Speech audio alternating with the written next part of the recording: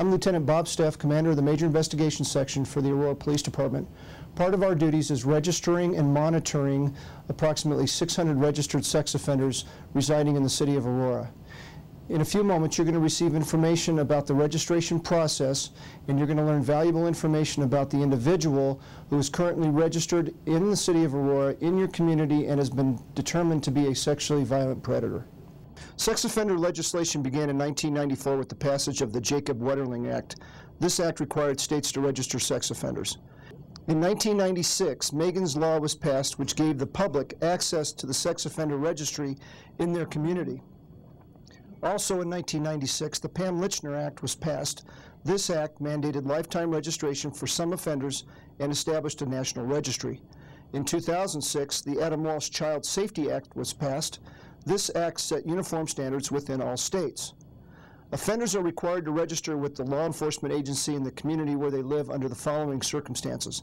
If they were convicted or were released from the Department of Corrections for a sexual offense against a child on or after July 1st, 1991, if they were convicted in Colorado or another state or were released from the Department of Corrections for any sexual offense on or after July 1st, 1994, registration in Colorado is required for both adults and juveniles who have been convicted of a sexual offense. Some convictions allow the offender to petition the courts to discontinue the registration process after a specific time, and most of the serious offenses require lifetime registration. Any sex offender convicted of a sex offense must register with their local law enforcement agency. The basic registration requirements are: offenders must register at a designated frequency, either annually or quarterly, depending on the severity of the crime they were convicted of committing. Offenders must report changes in their home address within 5 days and also must report any changes in their name within 5 days. While our first priority is to bring offenders into compliance, violations of these basic requirements constitute a separate offense and may result in prosecution. Please note that mere designation as a sex offender does not limit the person where they can live, work, or visit. In Colorado, local law enforcement agencies are required to notify the community of any registered sex offender living in the community. This process is accomplished by two means of communication. The first is through passive and ongoing means through the sex offender registration process. The community can obtain a copy of the sex offender registration list from their local law enforcement agency or look at the agency's website if a website exists. The second is what we call active notification. This active notification is accomplished by conducting a community meeting for those sex offenders who have been designated by the courts to be a sexually violent predator. There are approximately 10,000 registered sex offenders in Colorado. Approximately 65% of the convicted sex offenders are placed on probation. The remainder is either sentenced to prison terms with the Department of Corrections or sent to community corrections. Sexual offenders who are convicted of one type of offense may be later determined by the courts to be a high risk of committing a different or more severe type of sexual offense when released from prison. The crime in which the offender is convicted is only one indicator of risk to the community, and these offenders may be classified as a sexually violent predator. Each of you in our community has a vested interest in helping each offender be successfully managed. Sex offenders need housing and employment just like you and me. They have a right to live in the community and be free from harassment and vigilantism. Harassment is counterproductive to the goals of the community management and may cause the offender to go underground and hide. Any citizen who uses this information to harass, threaten, or intimidate any offender will be subject to criminal prosecution. Victims of sexual assault may exhibit many different responses, such as crying, anger, being withdrawn, and may be unusually quiet. Victims who are assaulted by someone they know may experience a much longer and more difficult recovery period.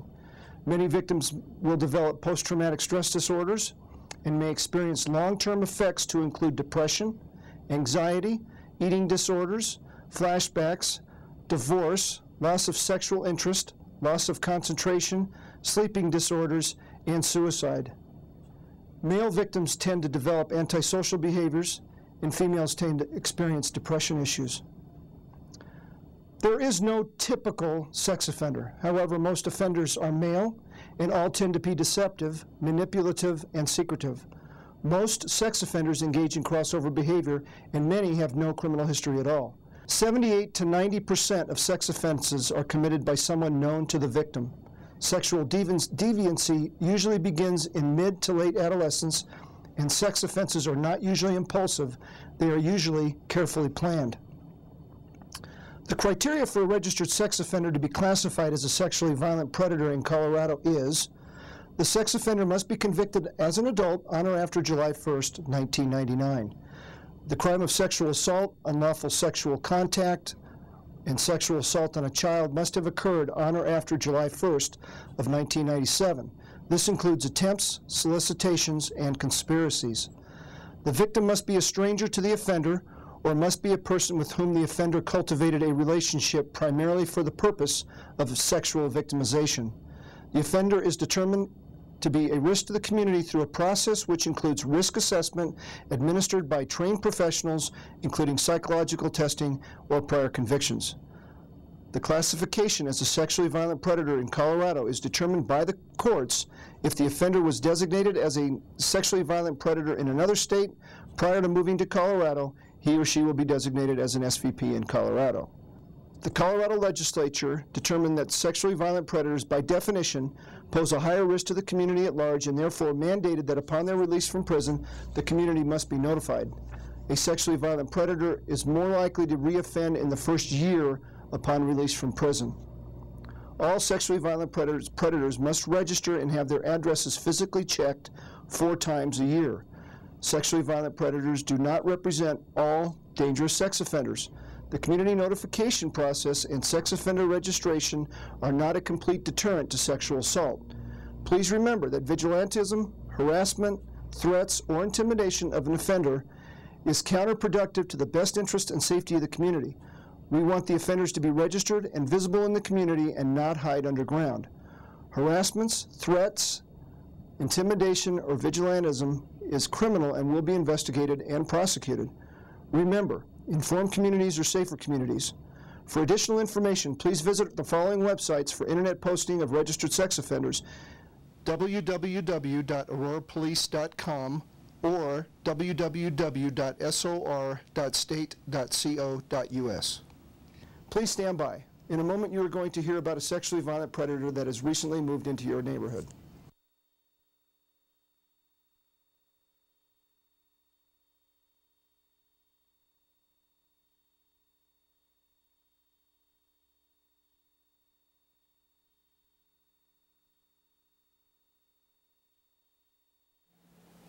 The Aurora Police Department has a new sexually violent predator, Wayne Lambert.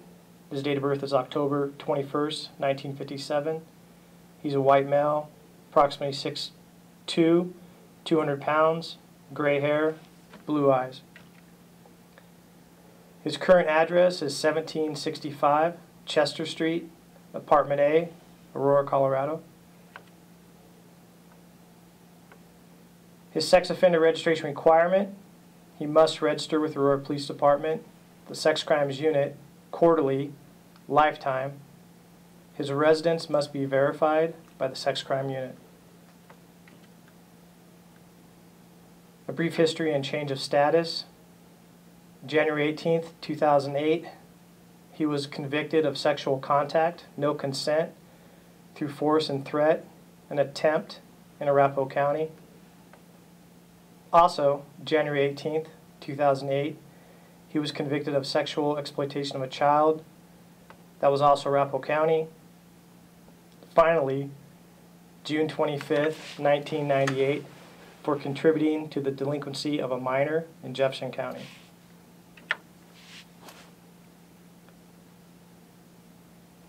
Lambert is determined to be a sexual violent predator because he was 48 years old at the time of the incident. His crime was committed in 2005. Conviction was for sexual contact, no consent, force, threat, and attempt. The victim was known to Lambert. Lambert had a positive result on a risk assessment.